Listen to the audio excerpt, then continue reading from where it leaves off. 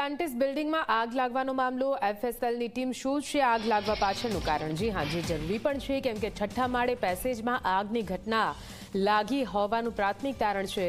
ત્રણેય મૃતક અને ઇજાગ્રસ્ત યુવતી લિફ્ટમાં હતા। ચારેય વ્યક્તિ લિફ્ટની મદદથી ઉપર જઈ રહ્યા હતા। આગ લાગતા લિફ્ટ બંધ થઈ ગઈ હતી। દાઝી જવા અને ગુંગળામણના કારણે આ ત્રણેયના મોત નિપજ્યા। પોલીસે બિલ્ડિંગના સી અને ડી વિંગમાં પ્રવેશ બંધ કરાવ્યો છે। તપાસ દરમિયાન ફાયર એક્ઝિટ માટે સીડી ન હોવાનું પણ સામે આવ્યું છે।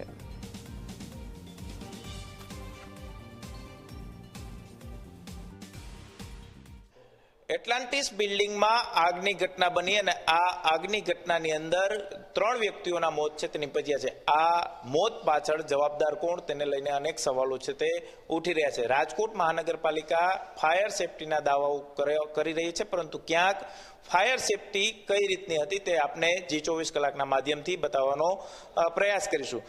આ જગ્યા છે કે ત્યાં ફાયર સેફટીના સાધનો છે તે રાખવામાં આવ્યા છે। આ જ પ્રકારે છઠ્ઠા માળે પણ આ જ પ્રકારની પરિસ્થિતિ હતી। આપ દ્રશ્યોની અંદર જુઓ કે અહીં હું આપને ઊભો રહીને બતાવવાનો પ્રયાસ કરીશ કે અહીં આટલો 5 ફૂટની હાઈટ છે મારી, અને 5 ફૂટની હાઈટ પછી અહીંયાથી ફાયર સેફટીના સાધનો જો મારે આંબવા હોય તો અહીંથી બાકી આગળ 5 ફૂટ જેટલું જવું પડે। આ જે જગ્યા છે કે ત્યાં બે ફાયર ઇન્સ્ટિટ્યુશન છે તે રાખવામાં આવ્યા છે, પરંતુ આ ફાયર ઇન્સ્ટિટ્યુશન જો કાઢવા હોય તો મારે આ કાચ છે તે તોડવો પડે, અને એના પછી પણ આગળ ગ્રીલ છે તે આવી રહી છે। એટલે કે ક્યાંક ફાયર સેફટીના સાધનો હોવા છતાં પણ ફાયર સેફટીના સાધનોનો ઉપયોગ છે તે ફ્લેટ ધારકો કરી શક્યા નહીં, અને તેને કારણે આગે વિકરાળ સ્વરૂપ છે તે ધારણ કર્યું, અને તેને કારણે ત્રણ વ્યક્તિઓના મોત છે તે નિપજ્યા છે।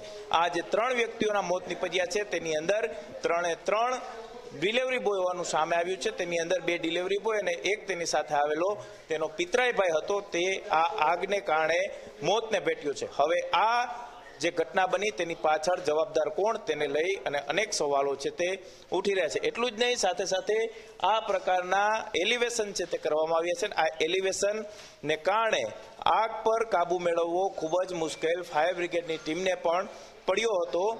આ સમગ્ર ઘટનાની અંદર હવે એફએસએલ તપાસ કરવામાં આવે તો અનેક નવા ખુલાસાઓ છે તે થાય તેવી પૂરી શક્યતાઓ જોવા મળી રહી છે, પરંતુ ક્યાંક ફાયર સેફટીના સાધનો હોવા છતાં તેનો ઉપયોગ ન કરી શક્યા તેની પાછળ એલિવેશન પણ એટલું જ જવાબદાર છે। સાથે સાથે આ બિલ્ડિંગની અંદર રાજકોટ મહાનગરપાલિકાની ફાયર બ્રિગેડની ટીમ અને જે આ એલિવેશનની મંજૂરી કોને આપી તેને લઈને પણ તપાસ થવી એટલી જ જરૂરી છે। હવે આ તપાસની અંદર કોણ જવાબદાર ઠરે છે તે જોવું પણ સૌથી મહત્વનું રહેશે। કેમેરા પર્સન ઉદય પવાર સાથે ગૌરવ દવે, ઝી મીડિયા, રાજકોટ। મૃતદેહ છઠ્ઠા માળેથી મળી આવેલ ત્રણેય જણના, અને એક ઇજાગ્રસ્ત બેન હતા કિરણ, એમનો પણ ત્યાંથી જ મળી આવેલ જે ઇજાગ્રસ્ત બેન, અને છઠ્ઠા માળે આગ લાગવાનું શોર્ટ સર્કિટના કારણે આગ લાગેલ, અને તે ત્યારબાદ લાઇટ બધી બંધ થઈ જવાથી લિફ્ટનો પણ દરવાજો બંધ થઈ ગયેલ, જેથી તેઓ દોડતા ચાલતા નીચે આવતા આગની જાળમાં ફસાઈ ગયેલ।